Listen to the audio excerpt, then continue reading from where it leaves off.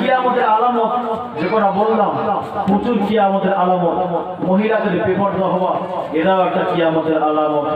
প্যারা নবী মুহাম্মদুর রাসূলুল্লাহ সাল্লাল্লাহু আলাইহি ওয়াসাল্লাম তিনি একত সময় হুজরা শরীফের ভিতরে দরজা দিয়ে তিনি কান্না করেন, ইয়া রাসূলুল্লাহ হাবিবাল্লাহ আপনি কাঁদেন কেন?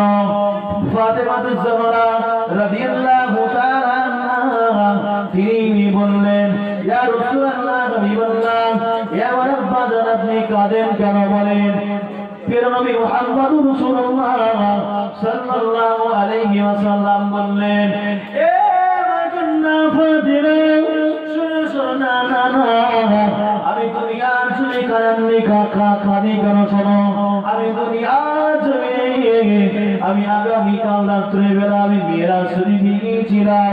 মেরাজ শরীফে যাওয়ার পরে মেরাজে গিয়ে দেখি বেশিরভাগ সব মহিলারা জাহান্নামী।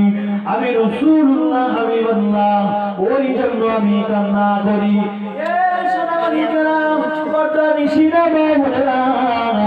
আমার নবী মুহাম্মদ রাসূলুল্লাহ বললেন, আমার উম্মতের উপায় কি হবে? আমার নবী আমার উম্মতের উপায় কি হবে? এই দুনিয়ার বুকে আমার উম্মতের উপায় কি হবে? রাসূলুল্লাহ সাল্লাল্লাহু আলাইহি ওয়াসাল্লাম বললেন, হে আমার কন্যা ফাতিমা জাহরা রাদিয়াল্লাহু তাআলা আমি কালকে মেরাজ শরীফে গিয়েছিলাম।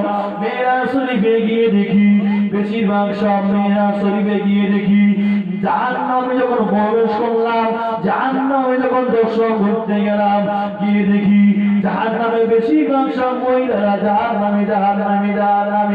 না দুনিয়া কোন পুরুষ বেরিয়ে জাহান্নামী নয়, বেশিরভাগ সব মহিলারা জাহান্নামী। আমি রাসূলুল্লাহ হাবিবাল্লাহ আমি ওই জন্য কান্না করি। ফাতিমা জাহরা রাদিয়াল্লাহু তাআলা আনহার সঙ্গে বলছেন, আর পাশে বসে আছেন হযরতে আলী কাররামাল্লাহু ওয়াজহাহু। আলী কাররামাল্লাহু ওয়াজহাহু বসে আছেন। রাসূলুল্লাহ সাল্লাল্লাহু আলাইহি ওয়াসাল্লাম বললেন, আমি এখন মসজিদ থেকে নিয়ে আমার মেরাজ শরীফের সঙ্গী সাথী হলো জিবরাইল আলাইহিস সালাতু ওয়াস সালাম। আমি জিবরাইলকে জিজ্ঞাসা করলাম, ইয়া রাকিবা জিবরাইল মান হাউলাই? এ ভাই জিবরাইল আলাইহিস সালামেরা কারা? জিবরাইল আলাইহিস সালাম বললেন, ইয়া রাসূলুল্লাহ হাবিবাল্লাহ এরা হলো তারা যারা দুনিয়ার জমিনে জেনা করেছে, ব্যভিচার করেছে, রাহাজানি করেছে। এরা হলো মহিলাদের জাহান্নাম। মহিলারা এখানে জাহান্নামে আছে। রাসূলুল্লাহ সাল্লাল্লাহু আলাইহি ওয়াসাল্লাম তিনি তখন বললেন, ইয়া আখি ইয়া জিবরাইল এরা কিসের জন্য জাহান্নামী?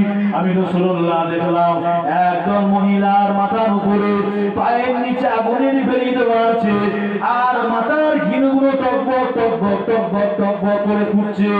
আমি রাসূলুল্লাহ সাল্লাল্লাহু আলাইহি ওয়াসাল্লাম জিজ্ঞাসা করলাম, ইয়া রাকিবা জিবরাইল মান হাউলাই? এ ভাই জিবরাইল আলাইহিস সালাম এরা কারা?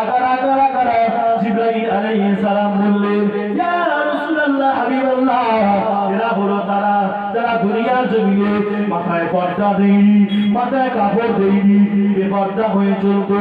এরা হলো তারা। আমি রাসূলুল্লাহ হাবিবাল্লাহ দ্বিতীয় জাহান্নামে গেলাম। দ্বিতীয় জাহান্নামে গিয়ে দেখি আবার আরেকদল মহিলার এই দুই স্তরে ছাড়াশি দিয়ে টাঙানো আছে, আর পায়ের নিচে বেড়িতে পায়ের নিচে আগুনের বেড়ি জ্বলছে।